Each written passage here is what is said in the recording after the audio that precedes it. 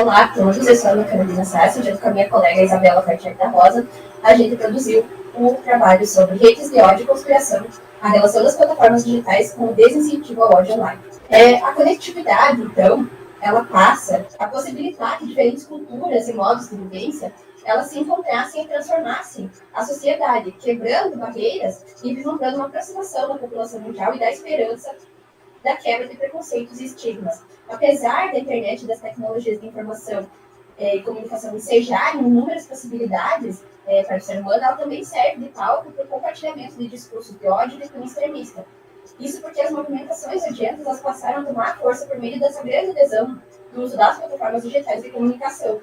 Esse tipo de multimídia, ela se ocupa então do compartilhamento de imagens, vídeos, áudios e textos, formando bolhas ideológicas que vão basear-se na culturalidade para fundamentar os seus posicionamentos extremistas, tal como já ocorreu nas eleições estadunidenses, lá nos Estados Unidos, quando foi eleito Trump. Em seguida, ela refletiu aqui nas eleições presidenciais brasileiras e teve como consequência dessa movimentação atos que feriram direitos humanos e também transpassaram o ambiente digital. Diante disso, questiona-se se a atuação das plataformas digitais ela preserva os direitos humanos na rede ou ela incentiva a disseminação de discursos odientos e conspiratórios. A metodologia utilizada foi a abordagem dedutiva, onde na primeira parte estuda-se o uso das plataformas digitais como mecanismo de construção ideológica cultural, e na segunda parte faz-se uma reflexão acerca da neutralidade das Big Techs, em especial se essa posição ela representa uma reserva corporativa ou um flagrante descaso e incentivo à violação dos direitos no ambiente virtual. Para isso, foi utilizado o método de procedimento monográfico, ou estudo de caso, onde foi analisado a ocorrência e os desdobramentos de um crime de ódio praticado durante um vídeo na plataforma YouTube em janeiro de 2024, no qual resultou na morte de uma pessoa. Aliado a isso, foi utilizada as técnicas de pesquisa bibliográfica integrada. Quanto à teoria de base utilizada, a pesquisa valeu-se da doutrina especializada, tanto brasileira quanto internacional, no estudo dos reflexos das tecnologias nas relações sociais, os quais têm como alguns nomes principais utilizados na pesquisa: Manuel Castel, Raquel Recuero, David Ugarte, Letícia Cesarino, José Van Dyck e Frank Pasquale.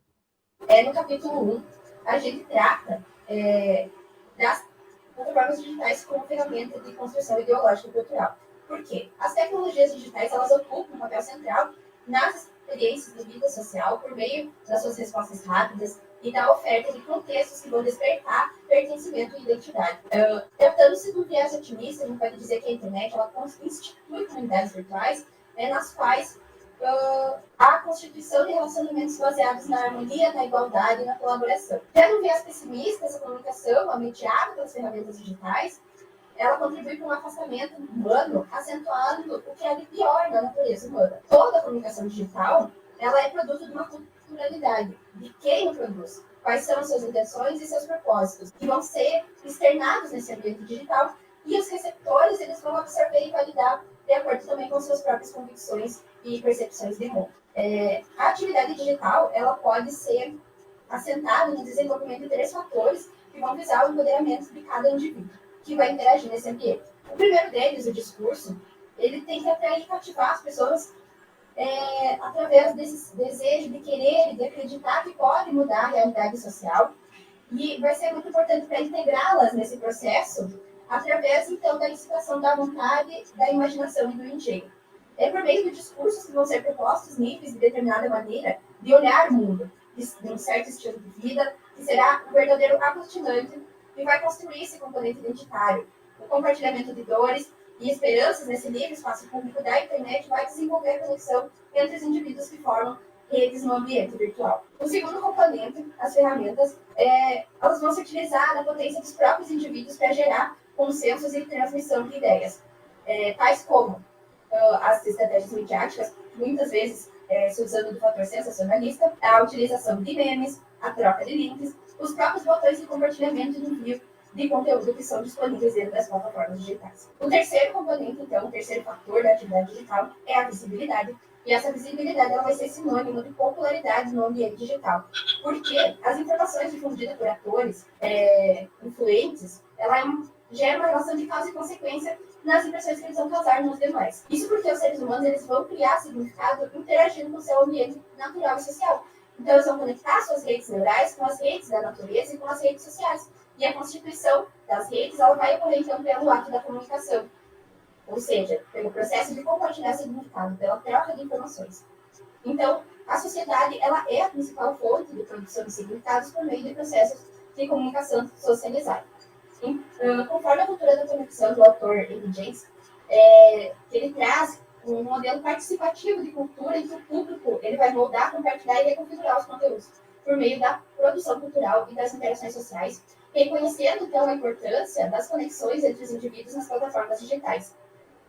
A construção ideológica cultural, isso é então um conjunto de valores, convicções e propósitos que cada indivíduo ele carrega consigo, pode ser então amplamente divulgado nas plataformas digitais e pode também assumir diversas formas. Ela pode se dar em imagem, em vídeos, em textos e sons. Então, quando a gente atrai os demais para uma determinada visão do mundo, a gente vai causar a validação dessa ideologia cultural que o emissor compartilhou e fazendo com que esse conteúdo vai prosperar na rede, seja pela identificação num modo de esperança, no desejo da mudança da estrutura social, como também pela indignação e insatisfação pessoal derivada de uma possível exclusão desse emissor. Então, se tem uma problematização quando esses valores, essas convicções, esses propósitos, eles expressam-se na forma de discursos extremistas, que são caracterizados pela desumanização do seu objeto e a coletivização do seu destinatário. Então, esse tipo de discurso ele vai atuar sob uma forma de guerra ativa. E essa guerra ativa vai se dar com um outro, com um diferente. Logo, a criação de mensagens de ódio segmentadas para a população de forma sistemática e constante intenciona mobilizar medos e ressentimentos, criando, então, redes de ódio e conspiração que podem levar a atos, então, de desumanização do outro, de exclusão do outro. Em razão disso, que a gente optou pela análise do caso que ocorreu na plataforma digital do YouTube.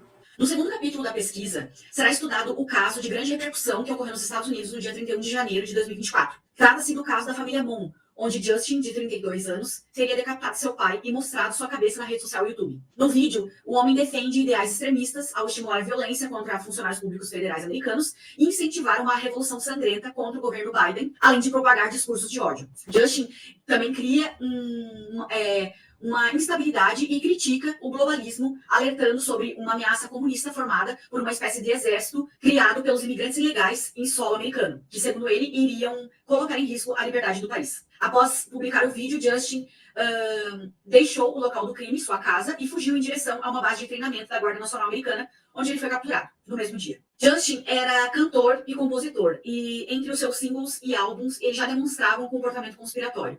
Sua produção musical, lançada em 2021, por exemplo, traz na capa uma ilustração em que uma mão azul e uma mão vermelha fazem parte do desenho relacionado ao mapa dos Estados Unidos, que, sob um viés da política estadunidense, as cores azul e vermelho representam, respectivamente, o Partido Democrata e o Partido Republicano. O vídeo, que resultou na prisão de Justin, teve duração de aproximadamente 14 minutos e foi publicado na plataforma digital YouTube.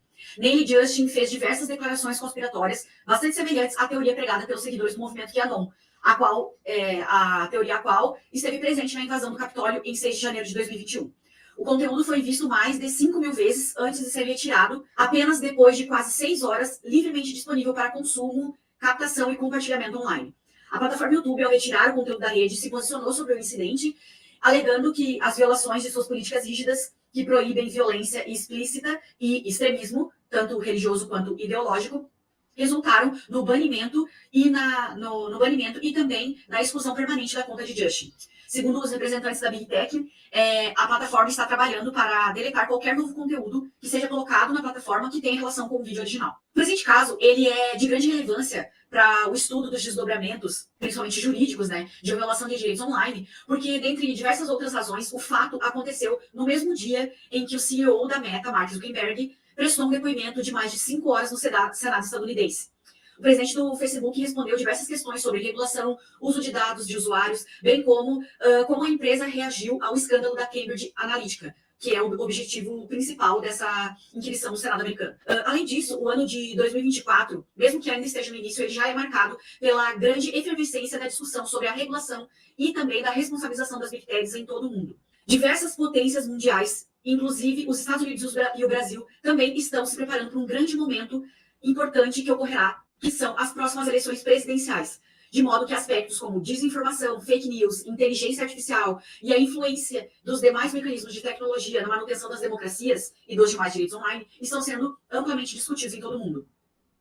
Ao observar como a internet é organizada, verifica-se que, na sua grande maioria, a dinâmica está sendo regida por dois componentes: as chamadas diretrizes da comunidade e as decisões judiciais. As diretrizes da comunidade são um conjunto de regras criadas pela plataforma ou pela mídia social para garantir um padrão de comportamento esperado dentro da plataforma pelos seus usuários. Elas tendem a possuir orientações normalmente proibitivas, ou seja, atividades e ações que são consideradas ilegais e que podem levar à suspensão ou exclusão permanente das contas. Em uma apertada síntese, as diretrizes das principais plataformas, elas utilizam um comportamento semelhante, baseando o seu sistema de regulação no uso das tecnologias dos algoritmos, combinado às denúncias feitas pelos usuários. Com isso, observando essa dinâmica, percebe-se que há uma espécie de isenção de responsabilidade das plataformas quanto ao conteúdo que elas hospedam. Além disso, não há um incentivo a uma cultura de prevenção do dano, apenas de reparação quando esse dano ou esse direito ocorre na internet e, portanto, o direito é violado. No Brasil, o mais próximo que nós temos de uma responsabilização se refere ao artigo 19 do Marco Civil da Internet, que condiciona e restringe a incidência da responsabilidade civil dos provedores de internet ao desatendimento de uma ordem judicial específica. Ou seja, a responsabilização ela só vai se dar somente pelo controle de retirada de uma publicação que foi demandada pelo Poder Judiciário, não pela responsabilidade do conteúdo de fato ao qual essa plataforma está hospedando. Assim, se observa que a problemática dessa espécie de neutralidade das plataformas, ela se encontra no fato de que a neutralidade ela não existe na prática, visto que essas plataformas são detentoras de todo o controle dos conteúdos hoje na internet. Seu comportamento acaba por encorajar, por meio das ferramentas criadas por elas para manter os seus usuários cada vez mais conectados, um avalanche de desinformação e violência online, no qual se vive hoje no ambiente virtual. Pode-se perceber que essa estrutura organizacional, ela deixa a desejar no que tange à proteção dos direitos online. Esses canais de expressão detêm vasto poder comunicacional, mas as suas diretrizes não são democraticamente estabelecidas. Isso porque não é permitido que se delibere sobre os termos de uso ou sobre como a plataforma será operacionalizada. Ou seja, tem-se um espaço que exerce um importante papel enquanto ambiente de participação na vida em sociedade, mas não se dispõe de ferramentas democráticas para o seu funcionamento. Por essa razão, tem ganhado cada vez mais força no mundo a discussão acerca da regulação da internet, em especial a regulação da atuação das plataformas digitais frente aos desafios trazidos pela sociedade em rede. O debate tem sido utilizado O debate sobre uma possível regulação foi e ainda está eivado de ruídos desinformacionais, conspiracionistas e extremistas que, sobretudo, afastam o senso comum de compreender melhor as questões aventadas pelos públicos especializados que buscam uma resolução para a temática.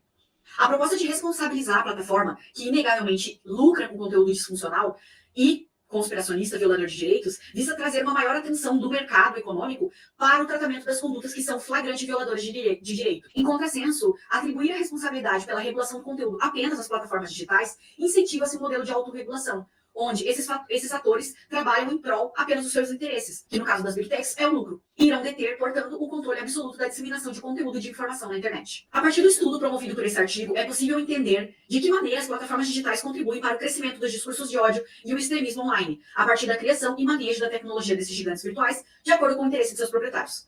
A pesquisa observou que as interações digitais são geradoras e mantenedoras de relações complexas e tipo de valores que constroem e mantêm as redes na internet. Dessas interações e compartilhamentos se desenrola o processo de construção de significados e da própria identidade do indivíduo, que sofrerá a influência das mensagens, estruturas criadas, formatadas e difundidas nas redes de comunicações.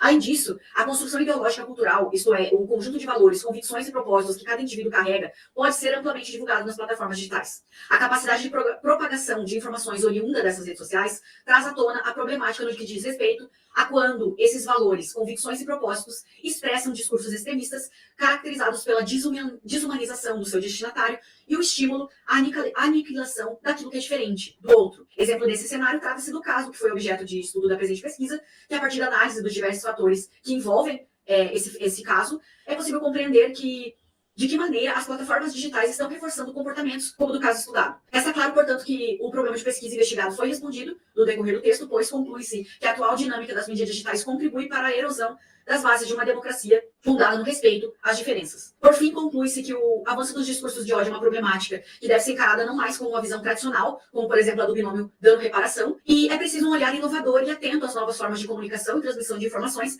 para que as gerações conectadas sejam conscientizadas da nocividade do ódio, e as plataformas digitais têm um papel importantíssimo na construção dessa nova forma de pensamento. Por fim, gostaríamos de agradecer à instituição promotora do presente evento, ao programa de pós-graduação em Direito da UFSM, ao qual fazemos parte, e a todos os ouvintes. Muito obrigado e bom dia a todos.